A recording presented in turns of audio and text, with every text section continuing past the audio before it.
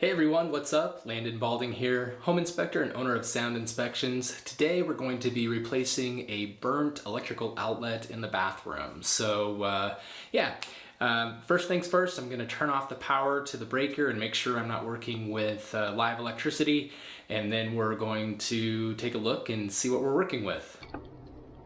Look at there. All right, after taking a look at the project, I know that I'm going to need some tools here. I'm going to need a Phillips and regular screwdriver.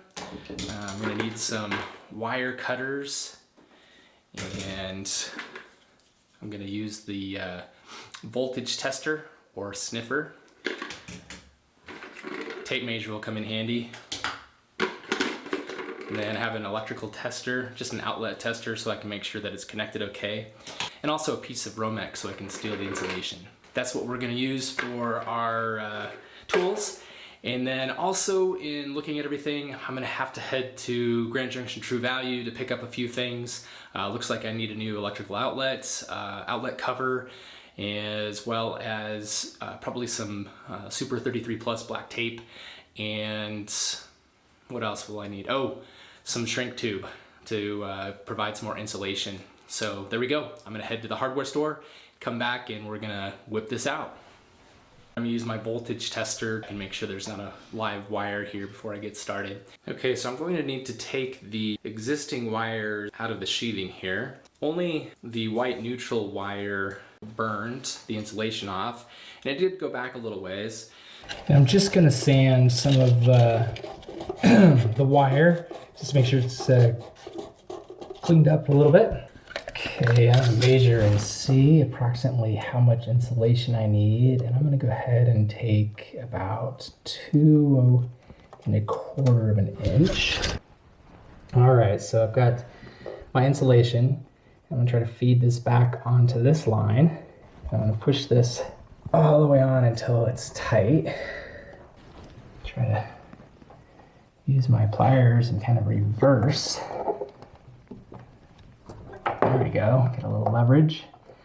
That seems to be working. And get those to where they sit tight together. I'm still putting another piece of shrink over the top of this. And so I'm gonna feed this through, and this will also act as an insulator. And I'm gonna feed that through far enough to where I can still see white. I want this to definitely be visible as a neutral for anybody that looks at this again in the future. Looks like on this one, and I wanna leave about 1 inch. I'm gonna make this just about 1 inch, 1.125 inches. Feed this on. I'm going to use this again and kind of reverse strip so I have something to push against. There we go. Get those seated together well. Grabbing another piece of shrink here. Put that on. And again, I want that white to at least be exposed. So go ahead and shrink that up. You can see it doing its thing, shrinking around the wire there.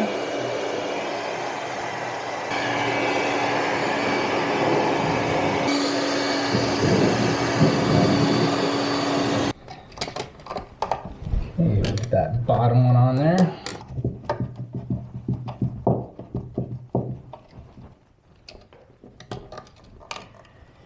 You want that open end of the hook to be traveling the direction of your tighten on your screw. So that when you tighten that down, it's twisting that copper around the screw. And sometimes working with this 12-2 wire, it's a little thicker or heavier wire. And tighten that down. Like that. Make sure that's really tight. You don't want loose connections on these. That's a lot of times what causes arcing. There we go.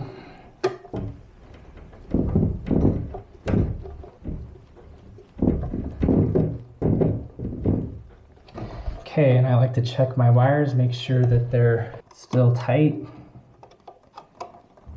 All right, now we just have the ground to hook up, and that will go on the green post.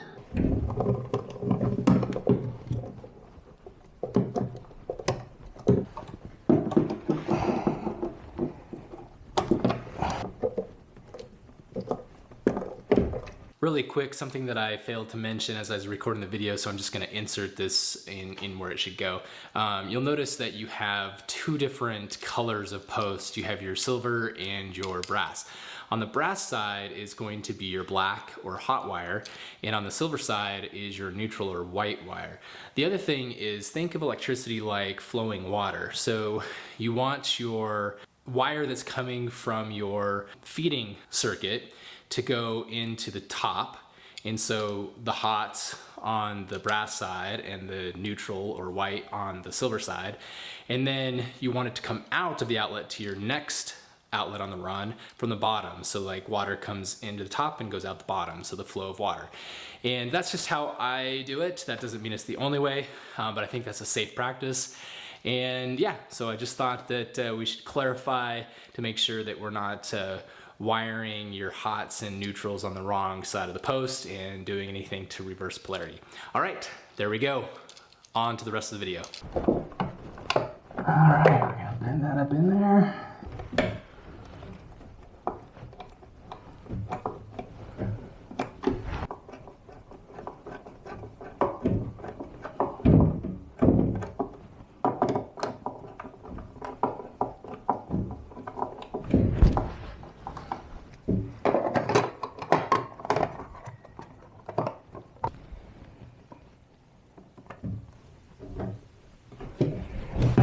Okay, we've got everything put back together. Moment of truth. Let's just test our connection and make sure that we wired it correctly.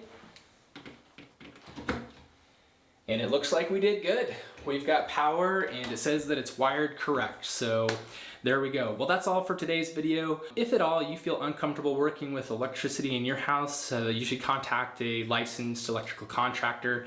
As a homeowner, you are able to do this, but again, if it's outside of your comfort zone, then, hire a professional. That's all for today. Go ahead and hit that subscribe button, the like button, leave me some feedback in the comments below, and I'll see you in the next video.